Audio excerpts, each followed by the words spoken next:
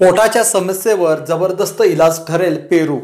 फळांमध्ये भरपूर पोषक घटक असतात, त्यामुळे फळं आरोग्यासाठी फायदेशीर मानली जातात।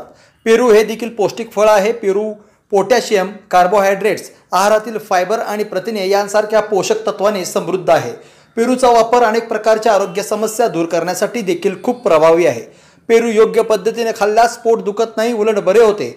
तसंच फायबरयुक्त पेरू खाल्ल्यानं आपली पचनसंस्था ही व्यवस्थित चालते। अनेकदा पेरू खाल्ल्यानंतर काहींच्या पोटात दुखते आणि याचे कारण पेरूच्या बिया असतात। असा त्रास होणाऱ्यांनी पेरू खाण्यापूर्वी बिया काढून वेगळ्या कराव्यात। फायबर भरपूर प्रमाणात असलेल्या पेरूचे सेवन केल्याने बद्धकोष्ठतेची समस्या कमी होते। याबाबत पचनक्रिया ही निरोगी राहते। याचमुळे अनेक डॉक्टर बद्धकोष्ठता असेल तेव्हा पेरू खाण्याचा सल्ला देतात। पेरू खाल्ल्यानं गॅस आणि पित्ताचा त्रास कमी होतो, कारण पेरू हे देखील आम्लयुक्त प्रकृतीचे फळ आहे। त्यामुळे पेरू खाल्ल्याने वात निघणे सोपे होते आणि वात संतुलित राहतो।